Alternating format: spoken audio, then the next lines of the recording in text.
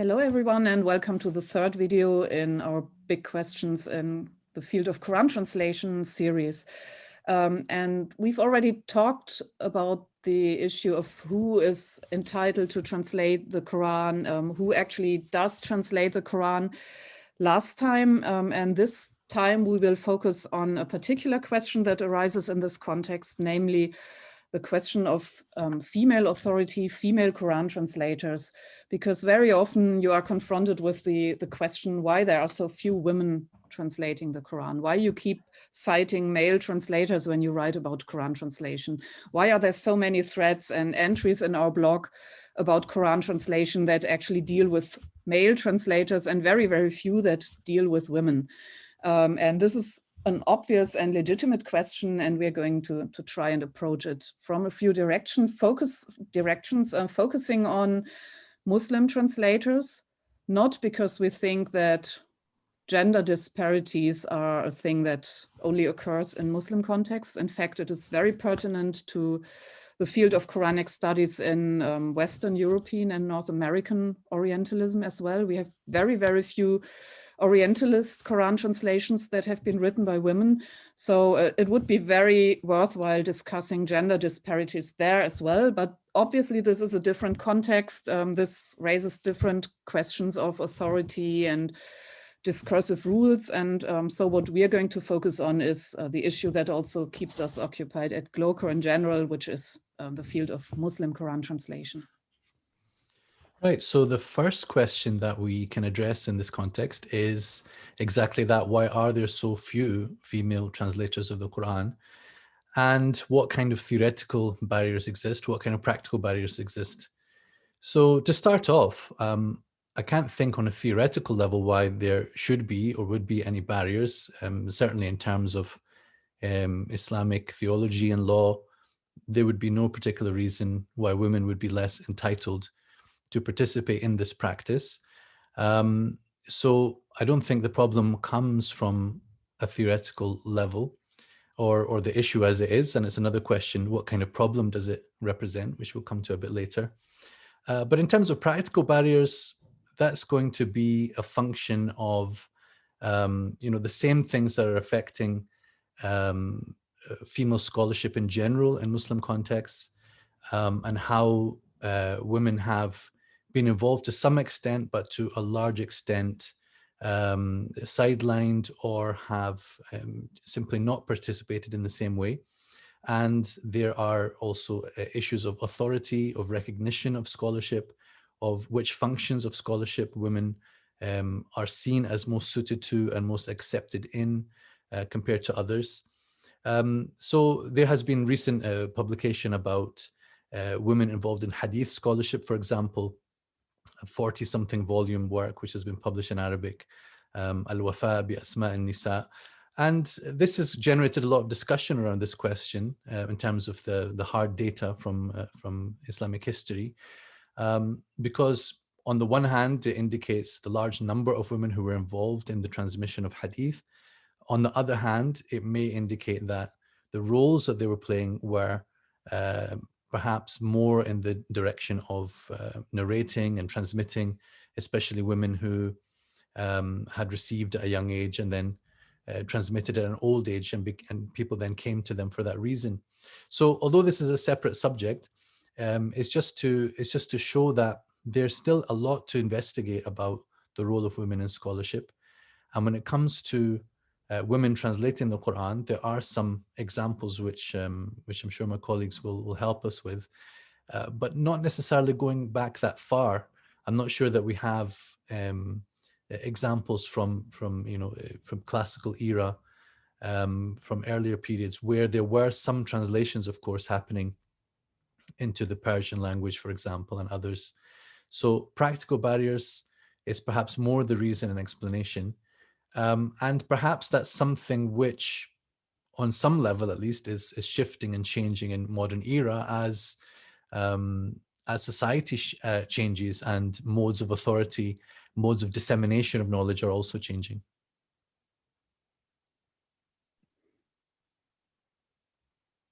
Yeah, I think in the modern era, we probably also have to look at individual nation states and the way in which scholarship is conducted, and also the way in which scholars are trained in these states, because we have big differences between them.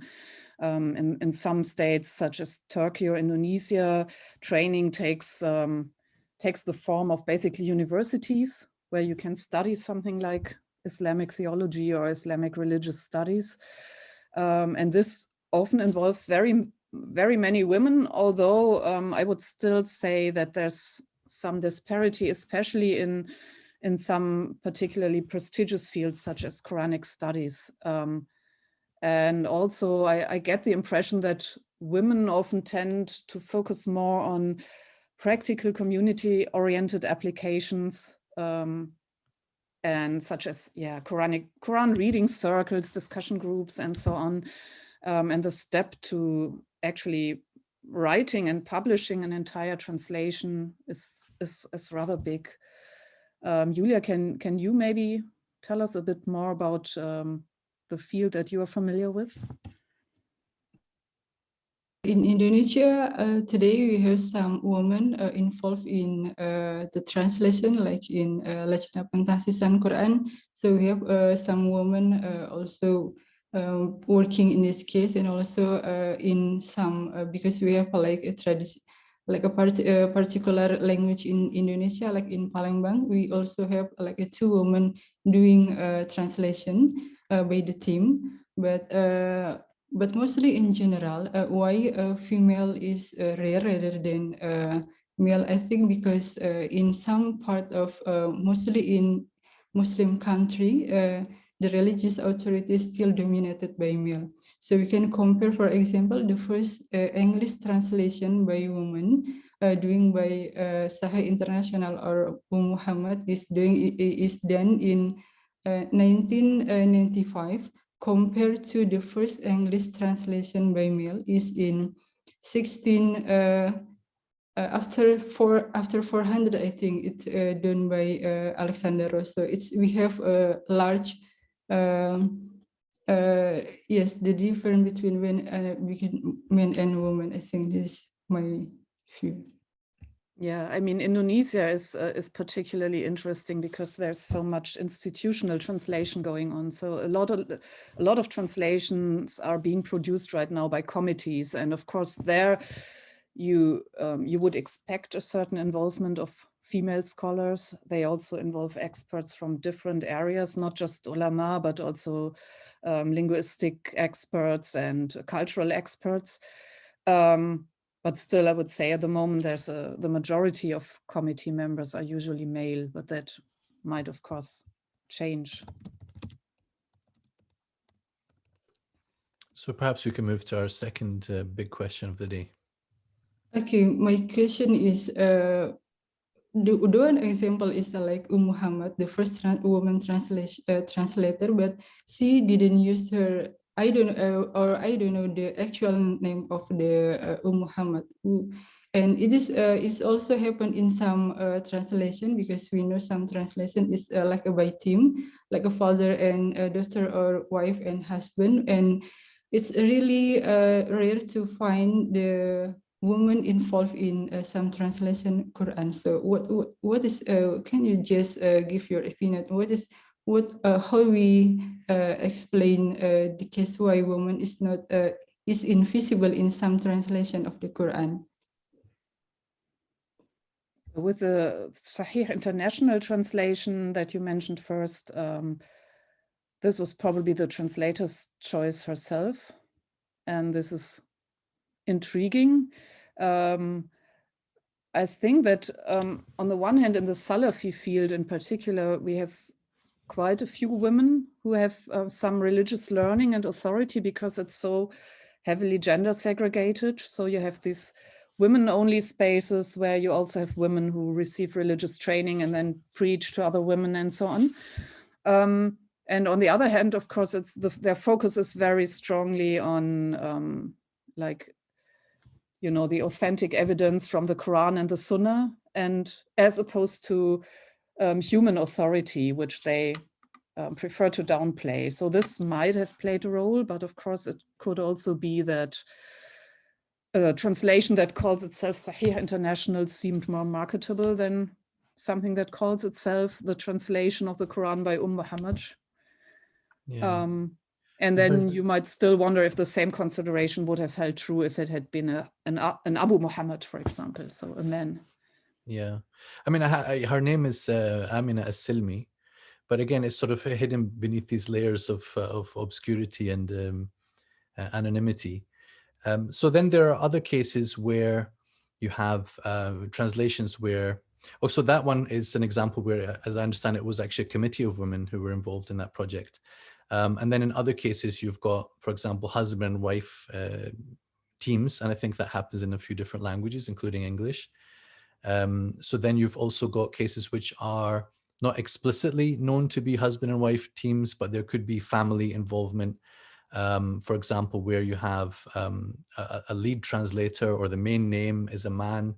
He might not be a native speaker, but he relies on the help of others, such as family members, wives, daughters, and so on, who would input into the project. And there are cases where women are definitely involved, but maybe mentioned somewhere inside or not mentioned at all. So that varies quite widely. And I've seen actually the opposite case as well, in at least one case where there's a translation that was marketed as a reformist translation, as it's marketed, and also as a non-sexist translation. And the way that they established on the front cover that it's a non-sexist translation is that a woman was one of the 3 people involved. As I understand from people connected to the project, you know, there was basically the 2 men were the lead people who worked on it. And the involvement of this particular woman may not have been so strong, but there was a definite motivation in citing her name very prominently on the cover. Yeah, and then, I mean, this case also shows it quite clearly how context dependent the question of acknowledging female involvement, or even in some cases exaggerating it, is. Because in some contexts nowadays, some female involvement would be expected, and in many other contexts, it wouldn't be expected, or it would even detract from the translations authority, or shift its perception into a particular like subfield. For example, we have many countries in which we actually have a lot of female translators, but they exclusively work in the field of pedagogy. So they put out Quran translations for children, Quran translations for families. And in these fields, apparently there's even a perception that women can do it better, that it's kind of more child-friendly if it's done by a woman.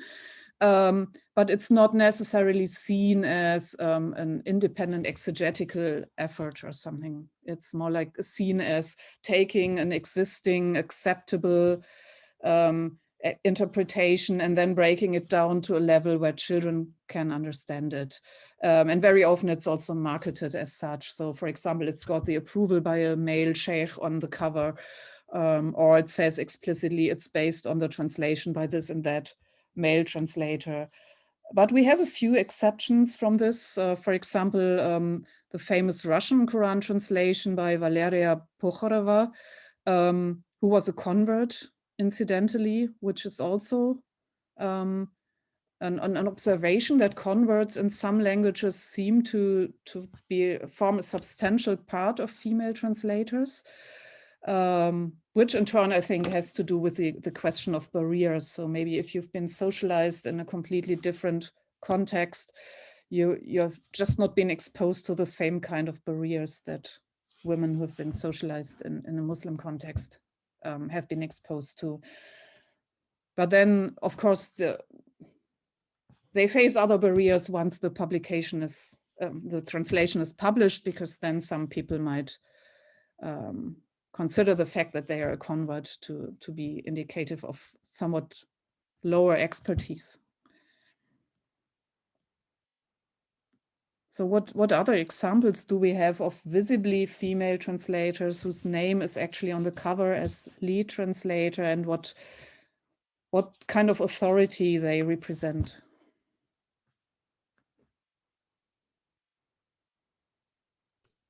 I think sometimes you see that the authority that female translators, and more generally those who are commenting on the Quran, they draw a lot of their authority from Western academic credentials.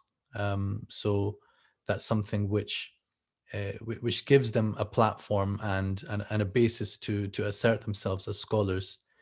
But then, you know, their publishers and the distribution market can also be very different from the kind of way that the other Quran translations are distributed. Those that are produced by Muslim institutions, those that are distributed amongst mosques or da'wah organizations, mission organizations, and so on. It's a very different kind of market. So the perception remains different for that reason as well. And then, of course, we have the field of feminist interpretation. So, Julia, you wanted to say something about that, I think. No, I just want to highlight that some of a woman translator is mostly like a Western comfort woman, and if I just see some of them like Muhammad, Laila Bahtiar, or like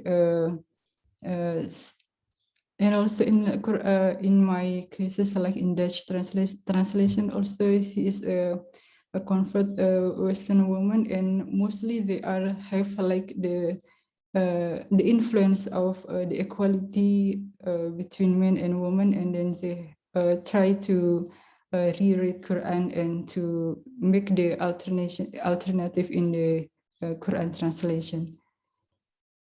Yeah, I mean, Laila Bahtiar is obviously the probably internationally best known example of this. I mean, she wrote herself that the translation of Quran 434, which seems to suggest that a husband has the right in specific circumstances to hit his wife, to beat his wife, whatever.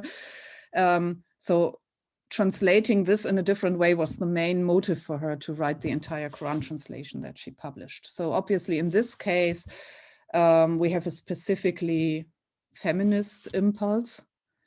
But of course, this is not true for all female Quran translators, and it's also not true for all converts, like we see in the case of the Sahih International, which is certainly not a feminist translation of the Quran. I suppose this leads us on to the last question, which is whether there is or should be thought of as a distinct female perspective on the Quran or a male perspective on the Quran. What might a female perspective on the Quran bring to its translation? So I think that, you know, speaking about female perspective on the Quran sort of assumes that, you know, it gives a normativity to the existing male-dominated field of Quran translation, whereas we may have to confront the fact that certain perspectives, not only in the interpretation and exegesis, but in the choice of words and the style and you know, the target language use may well be affected by the fact that those translators are male. And that's an issue that I'm sure has been grappled with by those who have engaged in trying to provide an alternative from a female perspective and or feminist perspective. So I think that some of the attention really needs to go onto the readership, you know, understanding that women are reading the translation of the Quran would affect the choices in how certain things are written. And I remember, Johanna, you've raised some examples in German about the things that are so almost like the word lady or the word women, where the use of the word is going to be received in different ways by different audiences.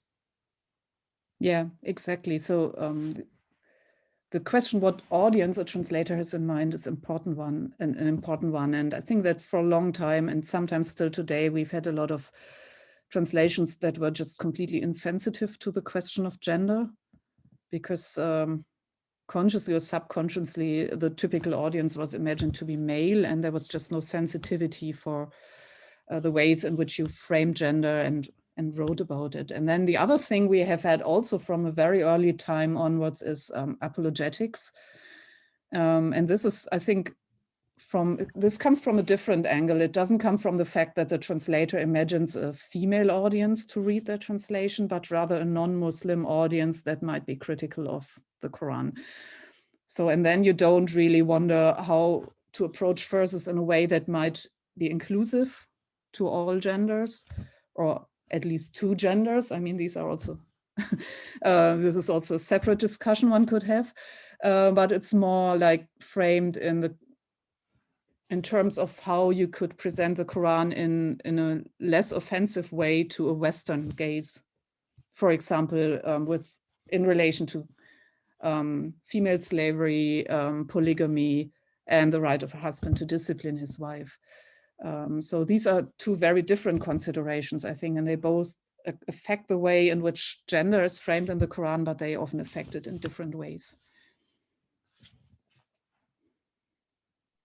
Or I just want to add something like how the female translators put the words in translate the Arab book. For example, in Surah An-Nisa, Ar-Rijalu Qawwamuna 'ala Nisa, they put and until idrib, so they put the special translation to these verses. For example, they didn't follow like the previous translation from like the normative or in the patriarchal perspective. So they put the word which is more comfortable with the woman translation, I think. Yeah, but then this might come from either a feminist or an apologetic perspective. I mean, both of these might be a motive to translate 434 in a different way than it would be in line with like traditional fiqh scholarship or something. Yeah, I mean, one would hope perhaps in projects that that emerge in the future, especially where committees are involved, that people would definitely make sure that committees, you know, are composed of, you know, all the perspectives that are going to be needed for the purpose, and inclusion of women on such committees along with men is going to be one of those very obvious factors. Yeah, but then, I mean, the mere presence of women, of course, doesn't necessarily ensure that there's a gender-sensitive perspective. So I think there also needs to be more debate on this issue, because really sensitivity to gender goes beyond retranslating Quran 434, which is, I mean, this is just usually the first that people think of, but then we have much more fundamental issues, like, for example, how to translate grammatical gender constructs into a target language. For example, in Arabic, you use the male plural for mixed groups and also for exclusively male groups. So you don't have this in English. If you say like they prayed or something, it can be anything. It can be women only, men only, or a mixed group. But in Arabic, if you use the male form, it's clearly either men only or a mixed group, but not a women only group. And German is the same, actually. So then you have to decide. And then in other languages, it might be different again. And then this might induce you to actually think about each of these verses and wonder what target audience is meant here. Because in some cases in the Quran, it's clearly men exclusively, and in other cases it's not, or it's just ambiguous. We don't really know. So in order to think about these questions, of course, you first have to be sensitive to all that implies. And actually, yeah, this is not automatically a given just because you're female, because women are also socialized in a particular social context where they might tend to consider certain things as normal and not problematize them. Yeah, so yeah, I Mm. just think having this discussion will serve to advance the field of Quran translation, definitely, no matter what decisions translators end up making.